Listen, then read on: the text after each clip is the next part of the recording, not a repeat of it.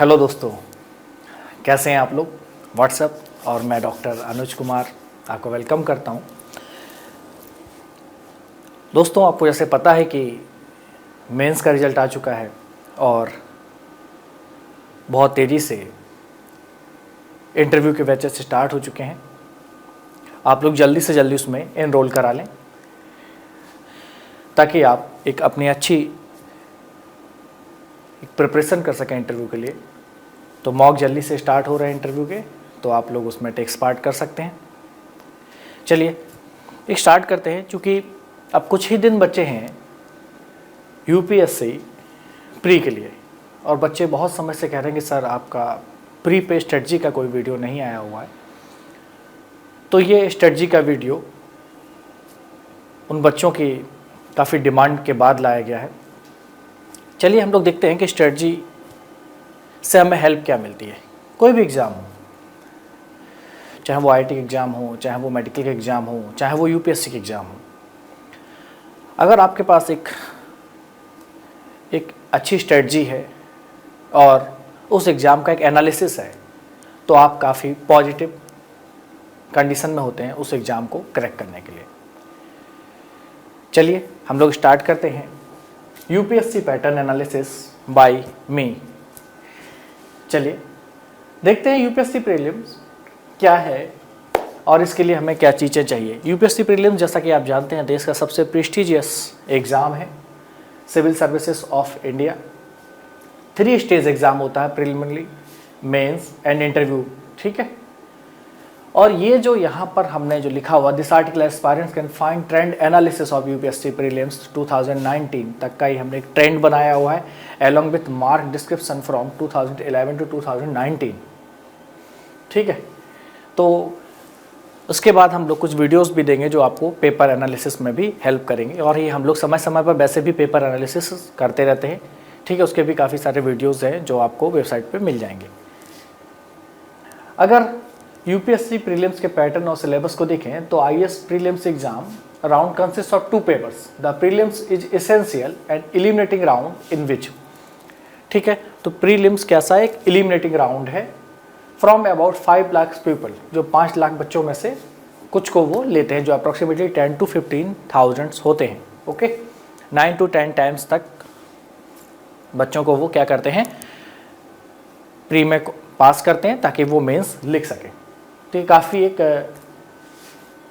Prestigious exam हो गया है, और प्री ही एक डिसाइडिंग फैक्टर हो गया कि कहाँ किन लोगों को सेलेक्ट होके मेंस लिखना है। ठीक है, तो इसलिए इसमें कंपटीशन का लेवल भी बहुत ज़्यादा है। The marks secured in this exam decide whether aspirants can go on to the next stage और नॉट, और यही मार्क्स डिसाइड करते हैं कि वो नेक्स्ट स्टेज में जाएंगे या नहीं। It is important to prepare well and have a comprehensive understanding of the subjects covered in this exam. ठीक है, तो इस आर्टिकल में हम क्या ला रहे हैं, analysis of trend in marks distribution according to the various subject covered in the exam over the past decade. पिछले कुछ वर्षों के हमने यहाँ पर एक एनालिसिस किया है और मार्क डिस्ट्रीब्यूशन किया है कि किस हिसाब से वहाँ पर जो क्वेश्चन पूछे जा रहे हैं उनका एक ट्रेंड एनालिसिस है। अगर इस पेपर को देखें, ऑब्जेक्टिव टाइप क्वेश्चन का नेचर है। 2 पेपर होते हैं प्रीलिम्स में। General studies paper first 200 marks, number of question 100, distribution duration of time 2 hours, और ऑब्जेक्टिव टाइप होता है, ये सभी को पता है, और नेगेटिव मार्किंग यहाँ पर है। इसका नेचर क्या है, ये मेरिट और रैंकिंग को डिसाइड करता है। ठीक है, जो पेपर 2 है वो टोटल 200 मार्क्स का होता है, टोटल नंबर ऑफ क्वेश्चन यहाँ पर 80 आते हैं। ओके, 2 आवर्स का ये भी है, ऑब्जेक्टिव है, नेगेटिव मार्किंग यहाँ पर भी है। इसका नेचर सिर्फ क्वालिफाइंग है, 33% आपको लाने हैं। ओके, नेक्स्ट देखिए, तो पेपर 2 में आपको सिर्फ 33% ला रहे हैं, जो मैंने आपको बताया है। ठीक है, तो आपको यहाँ पर ये बहुत इंपॉर्टेंट चीज़ है कि इस पेपर को पास करना बहुत ज़रूरी है। अगर आप इस पेपर में पास नहीं होते तो फिर आपका फर्स्ट पेपर चेक नहीं होगा। ठीक है, about the UPSC prelims cut off marks को देखें तो prelims cut off marks refer to the minimum marks required in the GS first paper and to qualifying for the mains. ठीक है, और सी सेट में आपको 33% लाना है। This cut off marks changes every year depending upon the performance of the candidate and the number of vacancies.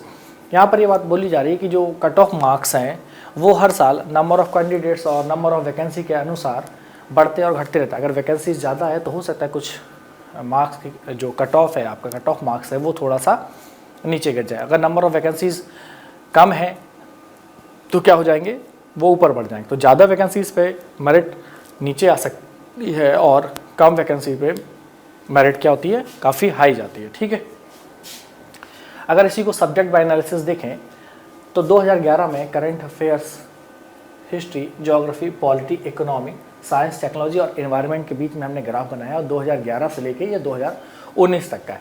अगर 2011 में देखें तो करंट से अप्रॉक्सीमेटली 10 क्वेश्चंस थे और बाकी एक ट्रेडिशनली जो चला आ रहा था कि हिस्ट्री से इतना है, ज्योग्राफी से, ठीक है, एक ट्रेंड था। लेकिन अगर उसके बाद हम थोड़ा गौर करें 2000 यहाँ से 15 से, तो देखें करंट का पोर्शन बढ़ता जा रहा है। 16 पे करंट का पोर्शन और बढ़ा, 17 में और बढ़ा, 18 में थोड़ा कम हुआ, 19 में थोड़ा सा कम हुआ।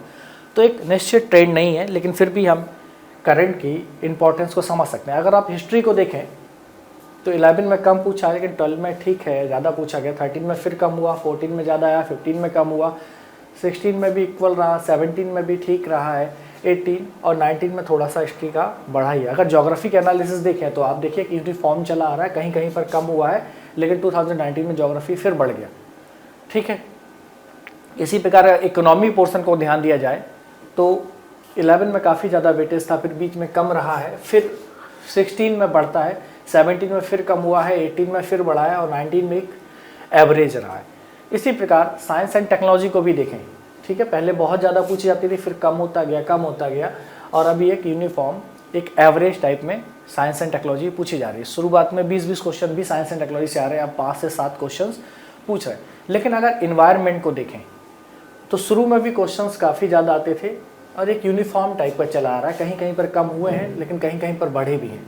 ठीक है, तो आप समझ सकते हैं किस तरह से यूपीएससी एक बैलेंस बना के चल रही है। ठीक है, अगर आप यहाँ पर देखें 2019 में करंट से 22 क्वेश्चन है, जबकि 18 में 28 और 17 में 34 क्वेश्चन तक पूछे गए, तो एक बहुत बड़ा वेटेज है करंट अफेयर्स का।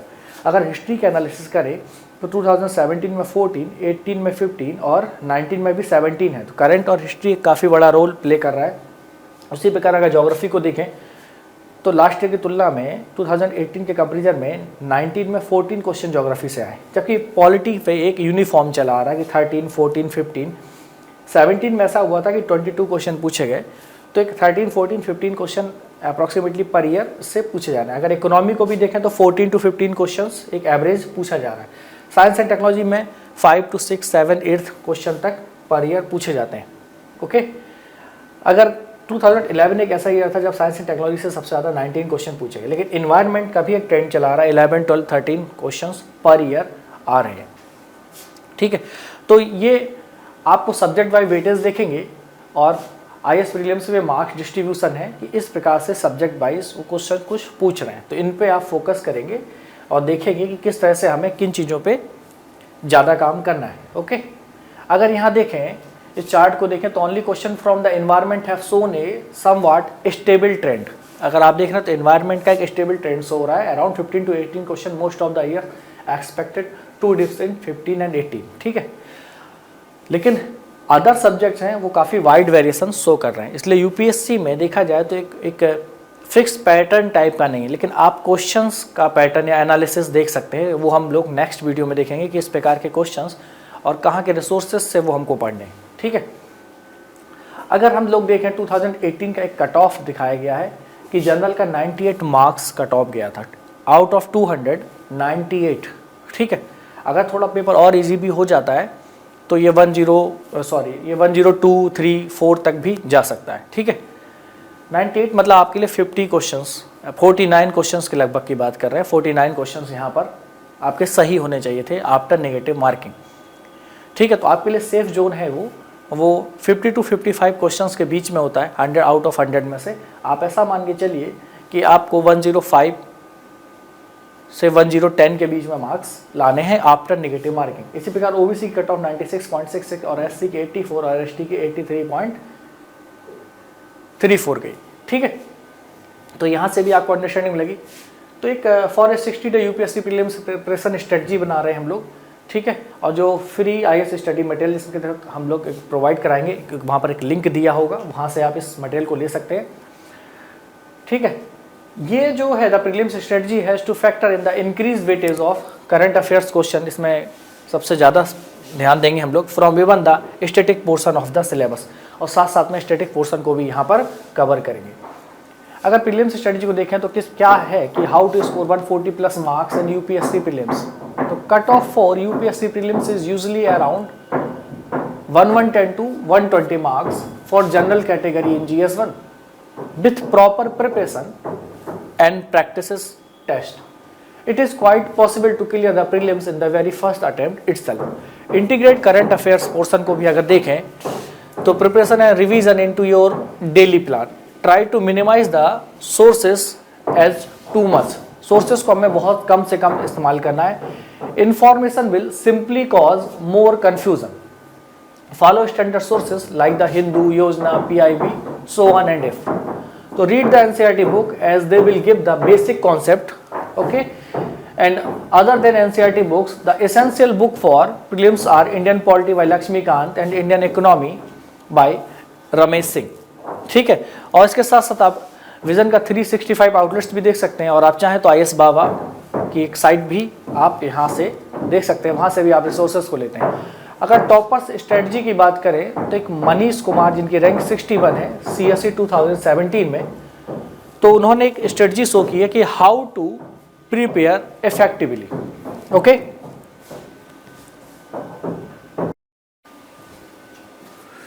हेलो दोस्तों, थोड़ा सा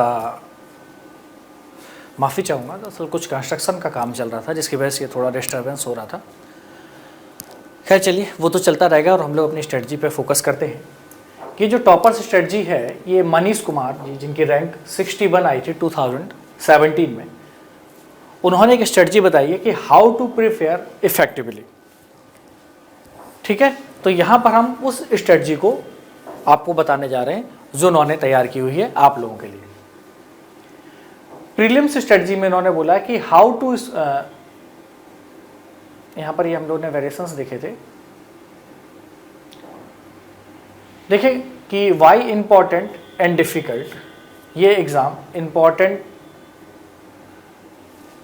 क्यों है और ये डिफ़िकल्ट क्यों है, ये आपको ध्यान देना। वाई इंपॉर्टेंट एंड डिफ़िकल्ट, कि इंपॉर्टेंट क्यों है और डिफ़िकल्ट कैसे। It is an elimination exam. जो प्रिलिमिनरी है, जो प्री एग्ज़ाम में मोस्ट इंपॉर्टेंट इसलिए है क्योंकि ये एक एलिमिनेशन एग्ज़ाम है। It is not a selection exam. ठीक है, अब इसमें इतने ज़्यादा लोग अपीयर होते हैं इसलिए एग्ज़ाम का नेचर काफ़ी डिफ़िकल्ट हो गया, और उनका जो क्वेश्चन पूछने का पैटर्न भी है वो भी कुछ इस तरह से कि काफ़ी ज़्यादा ऑप्शन में सिमिलरिटी दिखाई देती है, जिसकी वजह से भी लोग ज़्यादा कंफ्यूज हो जाते हैं। It is unpredictable and even after solving 50 odd mock papers one may not perform well in the real paper. उन्होंने बोला ये अनप्रिडिक्टेबल है, यहाँ तक कि आप 50 पेपर मॉक भी सॉल्व कर लें या 60, 70, 80, 100 भी हो सकता है, उसके बावजूद भी आप रियल पेपर में अच्छा ना कर पाएँ। ठीक है, और सीटों की संख्या एवरी ईयर डिक्रीज होती जा रही है। ठीक है, इसकी वजह से भी जो कट ऑफ है वो इंक्रीज कर जा रही है। ठीक है, तो यहाँ पर भी एक चैलेंज है आपके सामने। Your control over the exam is less compare to mains where is every question at least you can write something, here partial marks are not there। हम लोग मेंस की भी बात नहीं करेंगे। people who clear it every year have developed some hack with a new aspirants, even an old one, but not follow a focused approach will find difficult to develop। इसके लिए कोई एक निश्चित अप्रोच नहीं कर सकते कि इसको एक तरीका हो कि हम उससे पास हो जाएंगे। Peoples are no more conservative in solving question in real exam. Most aspirants are marking 90 plus question attempt in real exam. Mostly लोग 90 plus से ऊपर attempt कर रहे हैं। As you never know where there was a small catch in the question and the 100% sure answer in the exam hall। किसी को भी 100% sure answer, 100% sure जो आंसर है उसके बारे में पता नहीं है मोस्टली क्वेश्चंस में, might become wrong post after coming out. इसकी वजह से जब वो बाहर आते हैं तो उनको लगता है कि यार ये गलत हो गया है। ठीक है, इसके अलावा भी देख सकते हैं वाई इजी एंड सॉलेबल। ये एग्जाम इजी कैसे है और सॉलेबल कैसे। It is recognisation than or recall exam where even if you have read something slightly you might guess the right answer. The answer is within the question, बिल्कुल answer with in the question होता है, and all you need it to identify it. UPSC options are relatively very different, so it helps to eliminate. बहुत ज़्यादा different होते हैं, इसलिए आप उनको मोस्टली ऑप्शन डिफरेंट होते हैं, सो आप क्या कर सकते हैं, इनको आसानी से एलिमिनेट कर सकते हैं. Calculated risk taking type of option elimination and some tricks which we will discuss. ठीक है, इसको भी हम देखेंगे. How much marks you need in real exam. Anything from 110 to 120 is a safe score depending on the level of paper that year. Okay. Next देखते हैं, what was my strategy and learning. ठीक है, तो ये मनीष जी की strategy इन्होंने बोला है कि don't get trapped in fear साइकोसिस. There are people who will get 150 and would be getting 130 plus in mock. Mock में तो इतने ज़्यादा मार्क्स लेके आ रहे हैं, 150 भी 130 प्लस भी लेके आ रहे हैं, but all you need to focus in getting 110 and 120. लेकिन हम सभी को 110 से 120 के बीच में फोकस करना है लाने के लिए. Extra marks in prelims will not be carried forward unless you are trying for IFOS. ठीक है, एक्स्ट्रा मार्क्स का कोई ज़्यादा यूज़ नहीं, लेकिन अगर आप IFOS के लिए ट्राई कर रहे हो, फॉरेस्ट सर्विस के लिए ट्राई कर रहे हो, तो वहाँ पर इंपॉर्टेंट हो जाएगी. Where it will help, so no ego and fear issue यहाँ पर नहीं होना चाहिए.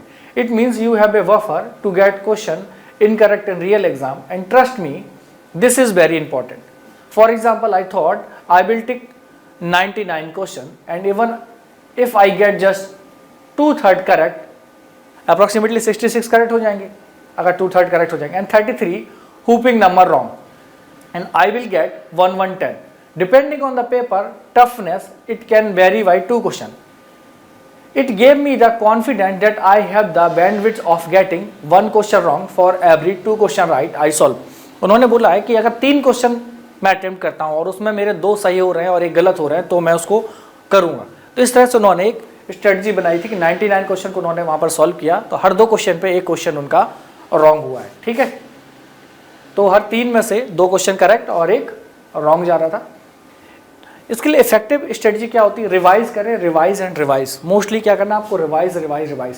मोर than learning memory the neglected aspects by most aspirants should be emphasised. Okay, तो more than seeing 10,000 questions, having confidence on 1,000 questions and remembering them will sell you tough. वो बोल रहे हैं कि 10,000 क्वेश्चंस को देखने से अच्छा आप 1,000 क्वेश्चंस को देखें, लेकिन कॉन्फिडेंस के साथ देखें. ठीक है, तो ये आपके लिए क्या होगा, बहुत बेनिफिशियल होगा. Don't try to read new things at the end, और लास्ट में कोई भी नई चीज़ों को आप ना पढ़ें. Try to see maximum things in question form. अधिकतर चीज़ों को आप क्वेश्चन फॉर्म में देखने की कोशिश करें. It will keep your brain and neurons function in the same way. इस प्रकार से आपको एक पेपर की एक प्रैक्टिस भी हो जाएगी और आपका ब्रेन उसी डायरेक्शन में काम करना शुरू कर देगा. तो ठीक है, तो try to see maximum things in question form. Pre के लिए रट्टा is a word which be use to say in childhood. रट्टा तो आपने सुना होगा, रट्टा मार लो, रट्टा मार ले, रट्टा मार ले. तो रट्टा मारो. रट्टा फॉर मी नाउ इज, रट्टा का मतलब यहाँ पर क्या है, आर. रट्टा का आर जो है वो रीड बताता है, ए एनालाइज बताता है, रीड करिए फिर एनालाइज करिए. फिर टी है जो बताता है थ्रो अंडरस्टैंडिंग डेवलप करिए. फिर दूसरा टी बताता है टफनेस जो मेंटल लेवल पे होती है, और ए का मतलब होता है अप्रोच डेवलप करना है. ओके, तो रट्टा का मतलब क्या हुआ, read, analyse, through understanding, toughness and approach. Resources की बात करें तो प्री के लिए बहुत अच्छा है कि आप सभी NCERT को आप अच्छे से देख लें. तो NCERT is the base book. ठीक है, और उसके बाद आप एक एक सप्लीमेंट्री बुक को ले लें. ठीक है, और उसके अलावा आप ज़्यादा मैटर ना देखें और करंट पर ज़्यादा फोकस करें. द हिंदू को रेगुलर पढ़ें. उसके अलावा आपके पास ऑप्शन है कि विजन IAS के करंट अफेयर्स को आप देख सकते हैं, और IASbaba.com को भी सहारा ले सकते हैं. इनसाइट्स को भी आप देख सकते हैं. ठीक है, तो ये हमारे रिसोर्सेज हैं, इससे ज़्यादा रिसोर्सेज को नहीं जाना है. किसी भी एक वेबसाइट से आप फोकस कर सकते हैं. मेरा मानना है कि IASbaba और विजन IAS के जो करंट अफेयर्स हैं वो आपके लिए सफिशिएंट हैं, और इसके अलावा जो बेसिक के लिए आप वो NCERT और एक एडवांस बुक. ठीक है, जैसे अगर आपने पॉलिटिकल NCERT कर ली तो आप लक्ष्मीकांत देखें उसके बाद. ठीक है, इसी प्रकार अगर आपने ज्योग्राफी के NCERT 9th 10th 11th 12th की अगर सभी कंप्लीट कर लिए हैं, 6th to 12th भी कंप्लीट कर ली हैं, तो उसके बाद आपको एक एटलस चाहिए होगा उसके साथ में आपको एटलस चाहिए होगा और एक एडवांस बुक, ठीक है, तो आप उसको भी इस प्रकार से ले सकते हैं, ठीक है। इकोनॉमी में आप एनसीईआरटी के बाद रमेश सिंह पे जा सकते हैं। तो इस प्रकार से एनसीईआरटी के साथ साथ और एक एडवांस बुक भी आपके पास होनी चाहिए, ठीक है। रिसोर्सेज पे बहुत ज़्यादा वो नहीं करना। उसके अलावा रिसोर्सेज में आपको विजन आईएएस की टेस्ट सीरीज आप ले सकते हो, इनसाइट की भी आप टेस्ट सीरीज का इस्तेमाल यहाँ पर कर सकते हैं, ठीक है। तो ऑनलाइन टेस्ट सीरीज एक बहुत अच्छा एक जरिया है कि आप उसको भी ले सकते हैं और इस ऑफलाइन मोड में भी अवेलेबल होती हैं, आप उनको भी ले सकते हैं। Question solving is just a very small aspect of this journey, the most important was the analysis and understanding of the questions, ठीक है। यहाँ पर जो मोस्ट इंपॉर्टेंट चीज़ है कि क्वेश्चन को एनालिसिस करनी है और उसको अंडरस्टैंडिंग को समझना है, ठीक है। Use to spend a lot of time is reading the detailed answer, और उसके बाद जो भी आप टेस्ट सीरीज दे रहे हैं उनके जो डिटेल आंसर दिए गए हैं उनको स्टडी करें, ठीक है, उसको डिटेल में पढ़ें और इस पर ज़्यादा समय अपना आप स्पेंड करें। And making own short notes based out of it on A4 paper, और उनके शॉर्ट नोट्स बना लें जो आपने कुछ नई चीज़ें जानी हो। In such use to learn about 10 to 15 new things from all test paper, ठीक है। 10 से 15 चीज़ें आपको एक टेस्ट पेपर में एक नई मिल जाएंगी, तो उनको आप क्या करें, A4 पेपर पे आप उनको नोट कर लें। उसके बाद जो नेक्स्ट पिलर है, the third pillar is the key topic which are always asked, जैसे WTO पूछना है उनको, बजट पूछना ही है, इकोनॉमिक सर्वे को उनको पूछना ही है, वर्ल्ड रिपोर्ट्स पूछनी है, ठीक है, किसने किसको पब्लिश किया वो याद करना आपको। भक्ति और सूफी मूवमेंट्स पे क्वेश्चन आ ही रहे हैं, इंडिया से इंडिपेंडेंट स्ट्रगल पे क्वेश्चन आ रहे हैं, टाइड्स पे आ रहे हैं, गैंगेटिक डॉल्फिन्स पे क्वेश्चन पूछे जा रहे हैं, जैसे ना टेम्पल्स पे क्वेश्चन आ रहे हैं, plants and animals in western Ghats, इस तरह से कुछ आ रहे हैं, नॉर्थ ईस्ट पे भी आ रहे हैं, ठीक है। कॉन्स्टिट्यूशन में प्रियम्बल से, DPSP से, फंडामेंटल राइट्स से, फंडामेंटल ड्यूटीज से, है ना, OMO से, सिंपल इकोनॉमिक अंडरस्टैंडिंग से भी क्वेश्चन आ रहे हैं कि इन्फ्लेशन क्या है, डिफ्लेशन क्या है, इस तरह के क्वेश्चंस पूछे जा रहे हैं। एजुकेशनल गवर्नमेंट स्कीम से क्वेश्चंस आ रहे हैं, इंडियन वर्ल्ड मैप को थोड़ा सा ध्यान से देखें, अंडमान निकोबार और जो से भी क्वेश्चंस वो पूछ रहे हैं साल, इसरो से भी और डिफेंस से भी कुछ क्वेश्चंस आ रहे हैं। तो इस प्रकार के जो क्वेश्चंस आ रहे हैं ये की पिलर टॉपिक्स हैं, इन पे थोड़ा ज़्यादा फोकस कर लें क्योंकि यहाँ से भी आप अच्छा स्कोर कर लेंगे। Fourth pillar is old question paper, आपको क्या करना है, पुराने क्वेश्चन पेपर को सॉल्व करना है और खासतौर पर उनके सभी ऑप्शंस पे अच्छे से आपको काम करना है, ओके। इसके बाद जो fifth pillar of the preparation है वो है current affairs. Current affairs most important है, always remember these 2 line in your journey, ठीक है। इसके बाद आपको क्या 2 लाइनें याद करनी, leave the dead past behind else the dead will always live with you and haunt you, ठीक है। तो जो पुरानी चीज़ें उनको पीछे छोड़ दें, वो आपको हमेशा तकलीफ देते हैं।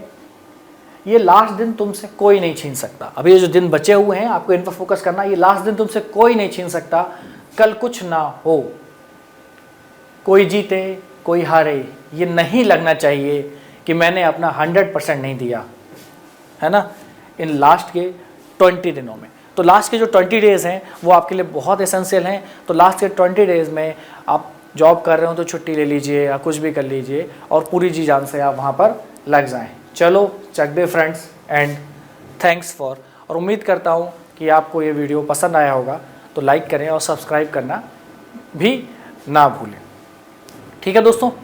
तो चलिए हम लोग इस प्रकार से एक अपने नेक्स्ट सेशन में देखेंगे कि कौन कौन से टॉपिक जो इम्पोर्टेंट हैं जिससे आप एग्ज़ाम में अच्छा स्कोर कर सकते हैं और कहाँ से क्वेश्चंस की पॉसिबिलिटीज़ होती है। तो हम नेक्स्ट टाइम पर वो डिस्कस करेंगे और इस सब्जेक्ट बाय सब्जेक्ट हम इसको डिस्कस करेंगे। Okay, thank you.